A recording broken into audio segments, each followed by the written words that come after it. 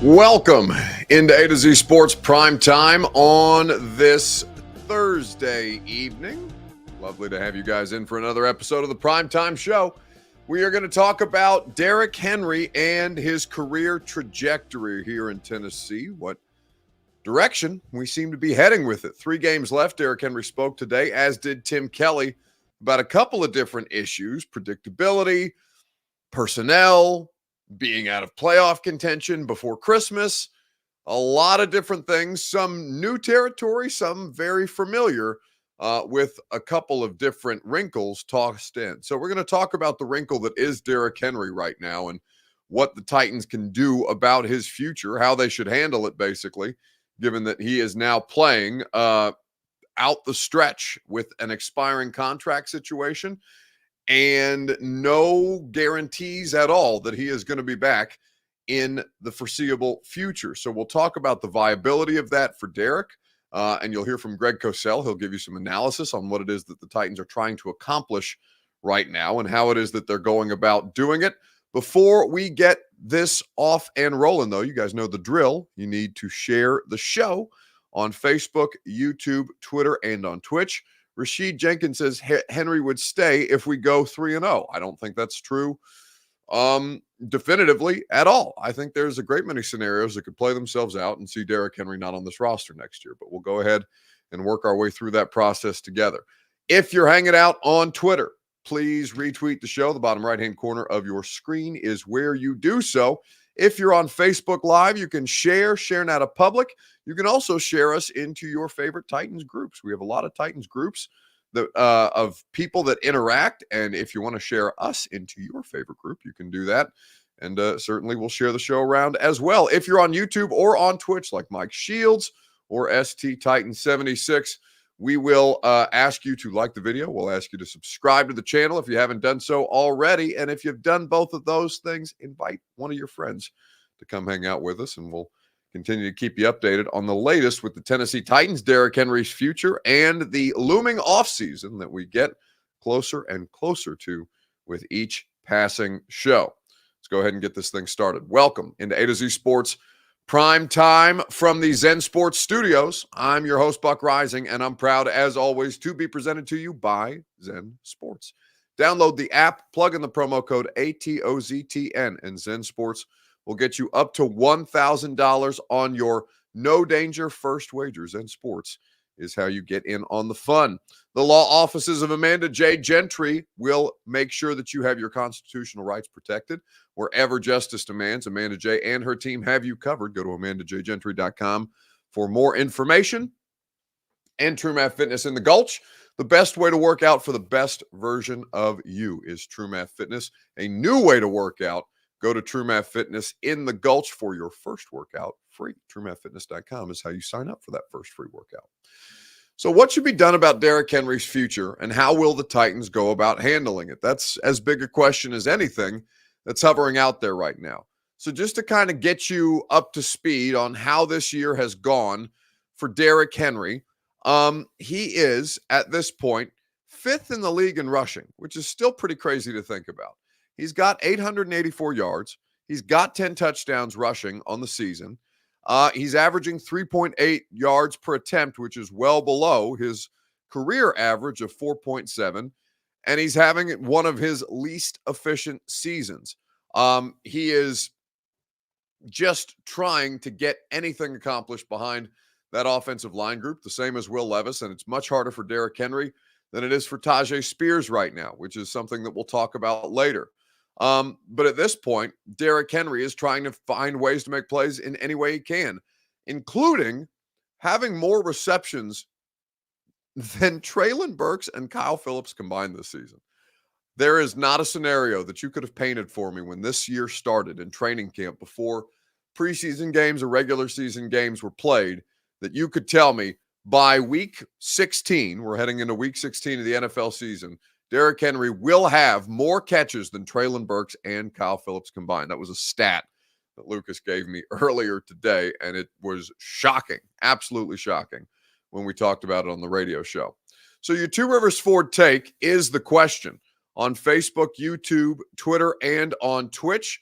How would you evaluate Derrick Henry's season at this point? We're going to talk about that together. You're going to hear from Greg Cosell right after I remind you that your Two Rivers Ford take is presented by the great people at Two Rivers Ford.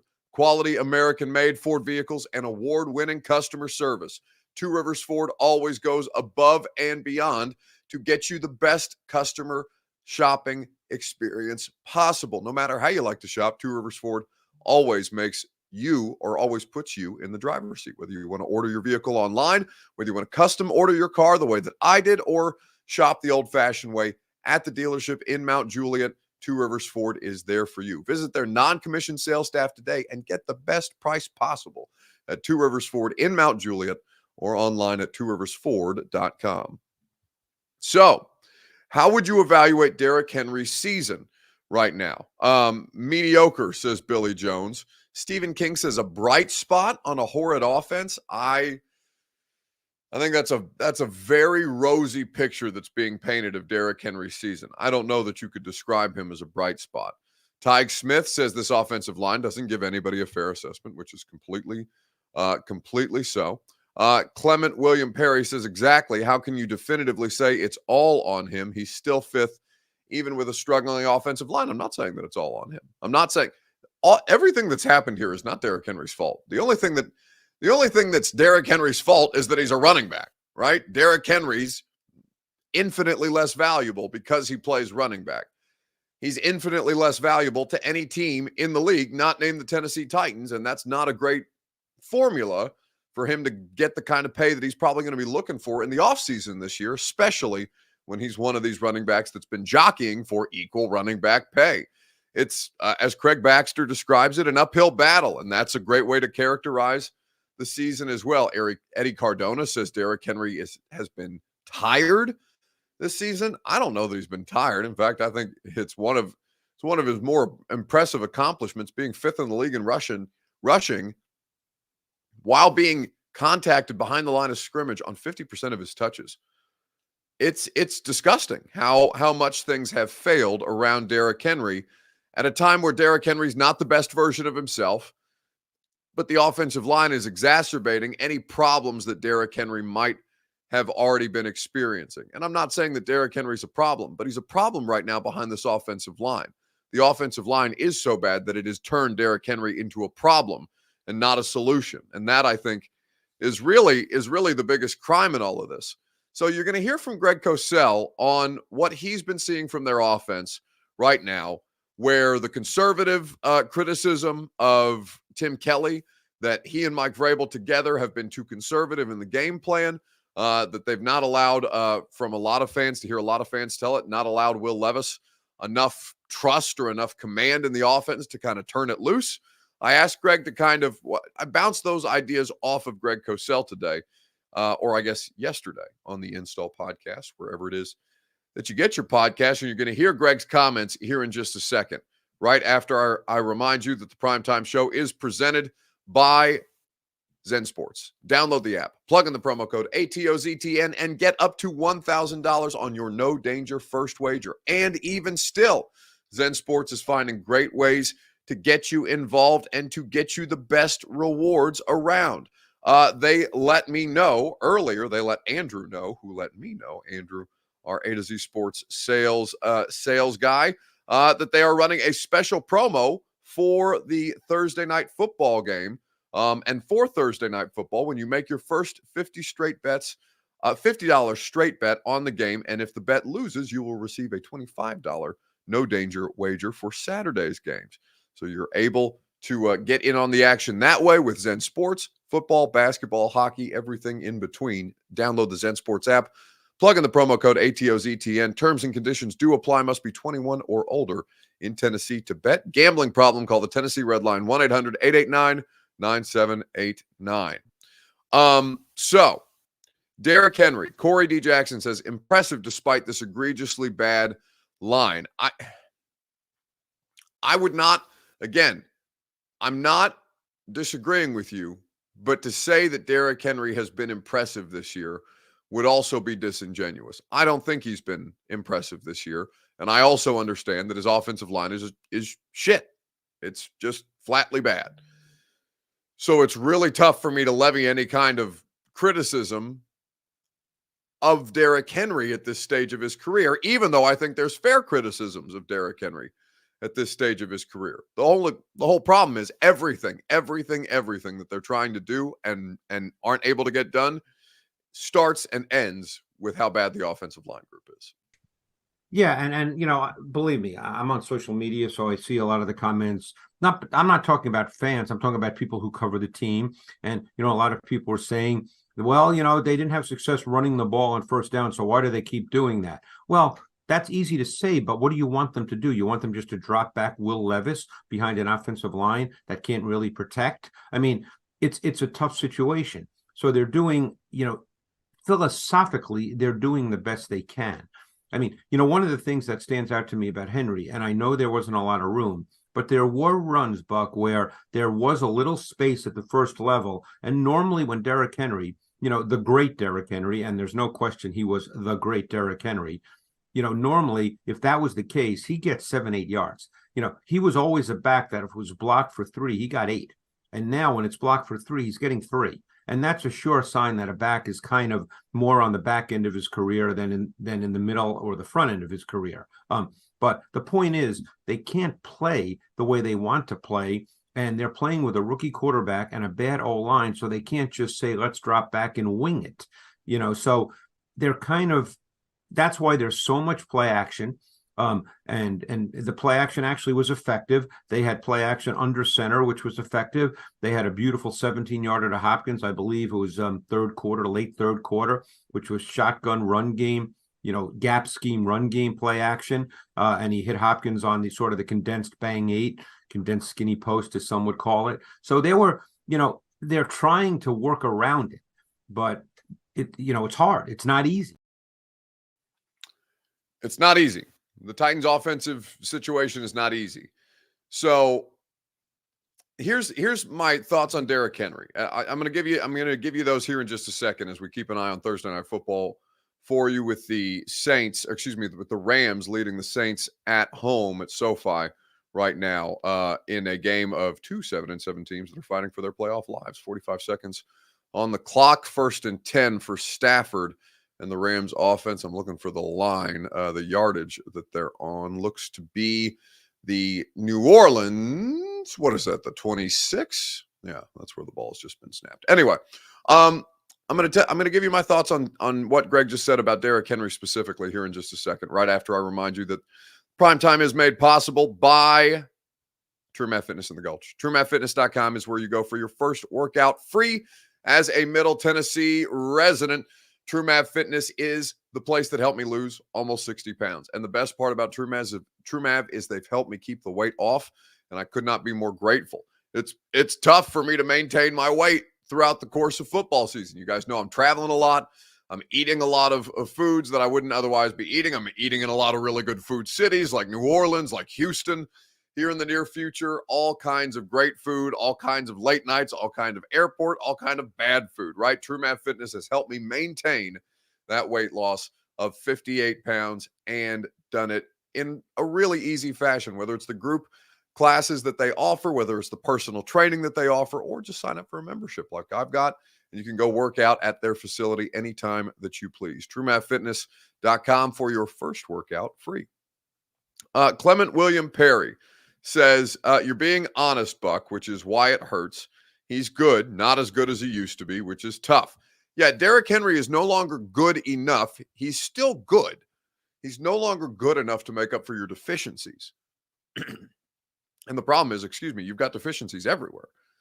So that Derrick is in this position that he's in, I really hate it for him because he should, I personally, having covered what I think could be, provided he go somewhere else and win more in the postseason, a Hall of Fame career. He's not going to the Hall of Fame if he finishes with the Titans second behind Eddie George in all-time rushing. He's not going to the Hall of Fame if he finishes with less postseason success than Eddie George, who's not in. and who currently has more postseason success than Derrick Henry does across the course of his career. I need to see where they match up in postseason appearances. I know Eddie still had him beat because Derrick is in year 8 of his career since coming to the league. But still, like Derrick he is building a Hall of Fame resume. There are some things that he needs to do or needs to be put in a position to do to have a surefire lock. Dave Samsel says, Buck, are you saying the Miami game, the offensive line also suddenly became elite to protect Levis? No, I'm saying that they had a decent game against Miami and they had a shitty game against the Texans. And that what we've seen in football is that any team can have a shitty game any week and it can cost them. Miami at home against the Tennessee Titans is a great example. The Bears beating the Detroit Lions that same week is a great example. We've seen all kinds of weird results. The Arizona Cardinals with Josh Dobbs beating the Dallas Cowboys early in the year. Weird shit happens all the time in football. So, Dave, I'm alleging that the weird shit was Miami, and that's the anomaly. And what's closer to the mean is the 7 sacks that this offensive line group gave up in the second half against a Texans team that is not as talented as the Miami Dolphins.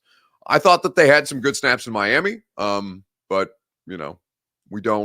we don't have that. That is the anomaly on the list of Titans performances that we've seen. It doesn't continue to build and get better every week. Like these drop-offs can happen literally at any given point.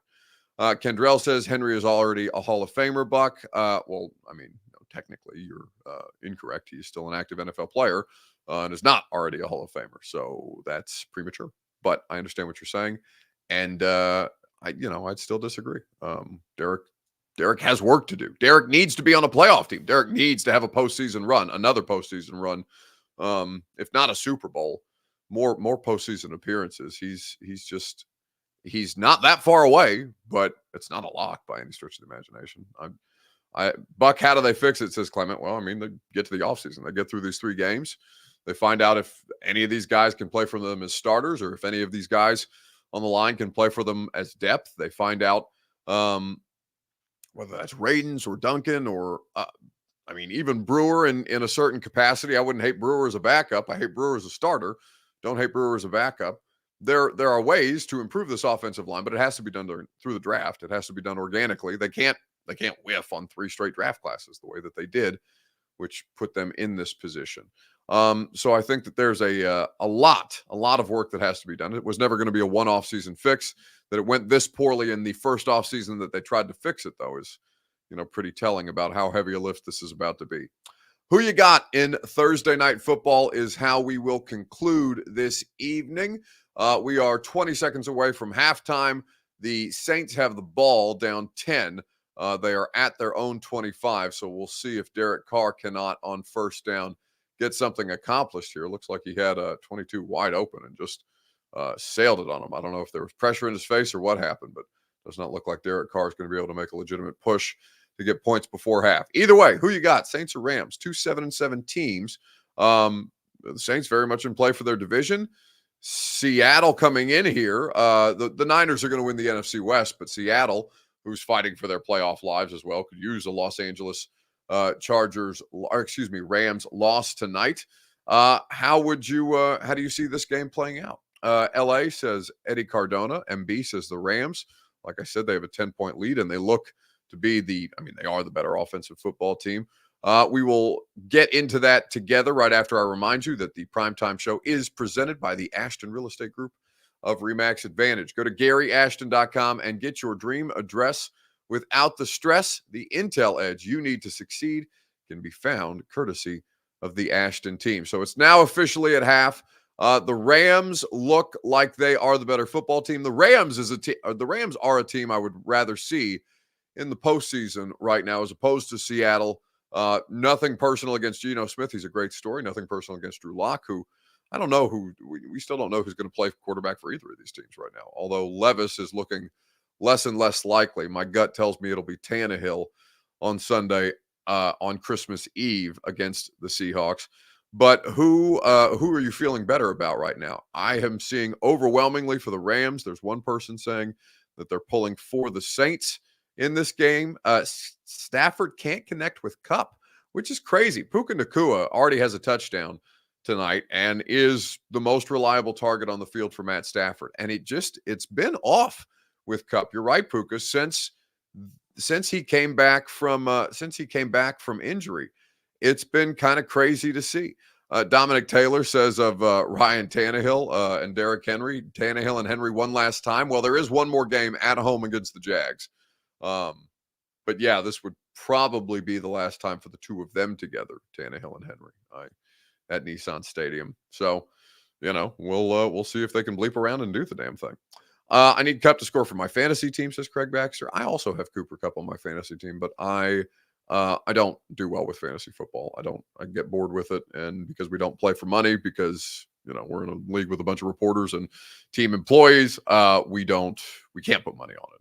Otherwise those people would get in trouble. So because there is no money in it, it doesn't really keep my attention. I know I had Cooper Kupp. I know I had Tyreek Hill. I know I haven't looked at my fantasy football team in 7 weeks. So I assume that I'm no longer in the running to continue to compete for fantasy football championships and the like. Thursday night football, I would also side with the Rams at this point, not just because they have a 10-point lead, but because the offense and the quarterback play for Los Angeles look markedly better and have been markedly better than for New Orleans. Derek Carr's dealt with a ton of injuries. To his credit, he's fought through a lot, but he has really struggled to get a lot accomplished. And the situation in New Orleans and Pittsburgh are two of the teams that I look at and just consider them to be in total purgatory moving forward. It's going to be a real slog for a lot of teams trying to figure it out, including the Titans. But the Titans have all the cap space in the world. They've got draft picks to work with next offseason, and they have a quarterback, it looks like, in Will Levis. So, continue to improve and find ways to succeed. Ryan Field says, who would have thought that Trubisky was the best offensive coordinator we have under Henry? Well, that's not true at all. Of course, Arthur Smith was the best offensive coordinator that you had under Derrick Henry, who had the 2,000-yard season with Derrick Henry, who presided over and called the most successful offense in, I think at the time, 23 years of Tennessee Titans football in the Titans era. The 2020 offense was better than any offense that the Tennessee Titans have ever fielded, not including the Houston Oilers history going back to 1960. So, yeah, Trubisky's probably third after Art and LaFleur. And LaFleur was doing it with a quarterback with a bum elbow and nerve damage in his throwing arm that allowed him to not feel or disallowed him from feeling his ring finger and his pinky and wear that little Mariota half glove, for those of you who remember. BF says, Predators just took the lead, didn't they? Oh, I don't have the Preds game on. I've got Thursday. Preds been on an absolute heater. Philip Forsberg has been disgusting all year long. And I mean disgusting in the best possible way. The guy is a menace. He's playing the best hockey of his career right now. And it's been a lot of fun to watch. With the Titans being as bad as they are, I'm paying attention to regular season hockey a hell of a lot more. So I think by consensus almost, it seems like we're going Rams. Weekend bounce back. Who needs to bounce back most in sports this week? On Facebook, YouTube, Twitter, and Twitch, you can submit your nominees while I tell you about the law offices of Amanda J. Gentry. Wherever justice demands, Amanda J. and her crew have you covered. Go to AmandaJGentry.com. She will protect your constitutional rights, especially your constitutional right to be a father to your child. If you feel that is being threatened, go to AmandaJGentry.com today, and she will fight for you. Empty net for the Preds. Look at them. They've been going. They've been not. I want to call them streaky, but it's not like a bad streaky. Like they've been the best type of streaky. They've had a ton of win streaks this season, and it's been a really high scoring attack that's led the way. I know UC has had great moments throughout the course of the season, as he typically does. Saros continues to be such a great stabilizing force for them. But the fact that Forsberg and the rest of them are scoring, I don't want to say at will, but doing it at a very, very high level and playing with speed and efficiency and aggressiveness and scoring on the power play, which has been, of course, something that's plagued the Preds for basically since I got here in 2015. But weekend bounce back. Who needs to bounce back the most in sports this week? The answer, of course, is the Tennessee Titans. Now, this is going to be a clip of Will Levis talking about being not on the same page as DeAndre Hopkins. And Levis probably isn't going to play on Sunday against the Seahawks. but I do think it kind of articulates the kind of stuff that they've got to ironed out, that they've got to get ironed out, because I know you guys want them losing for draft picks, but for their sakes and the coaching staff's sakes, they need to go out and win a football game on Christmas Eve. It seems like you and D-Hop have been on the same page a lot. What maybe was off today? Yeah, I mean, just a couple times where we weren't on the same page, like you said. We had that, streak down the middle. I didn't really know that was happening. Still got to put some more on it, and he's got to make that catch, and he knows that. And that's a big play that could have changed the course of that game. But just a couple other times, that stuff like that happens. We got to move through it. We got to learn from it. But yeah, that was weird. That doesn't really happen between us. So they've got to play cleaner offensively. Will Levis probably not going to play in this game, and for the Titans, they need to continue to find ways to try and gut this thing out. To play spoiler for the Seahawks, for the Texans, and for the Jags at the end of the year. To muck this up, even if it helps the Colts who swept you, would be I think a success, even if it worsens your draft pick by a spot or 3. Not going to be the end of the world. All you have to do is hit the right draft picks. Your problem has not been that you don't have draft picks. The problem is that you can't hit on any of them, really, other than 3 in the top 100 of the 11 picks in the top 100 that you've had over the course of the last couple seasons. Anyway, that's going to do it for us tonight. Hey, listen, have a great holiday. Trying to think of the next time I'm going to talk to you guys on the primetime show, because obviously I'm not going to do it Christmas Eve. I mean, I'm not doing anything Christmas Eve after the game, but I know you guys are, so we're not going to do that for me and like 5 of you who would spend your time talking about the Seahawks Titans game. No 615 tomorrow. No radio until Tuesday. Actually, am I on Monday? No, I'm not on Monday. Monday's Christmas Day. So no radio till Tuesday. Probably no prime time until Tuesday. And there will be an episode of The Install in your feed next Wednesday. Anyway, have a great holiday, whatever it is that you celebrate. If it's Christmas or otherwise, enjoy. And we'll see you guys in a couple of days. It's going to be a little while, but I know you won't miss me too much, because we'll be right back at it when everybody gets back from break. See y'all.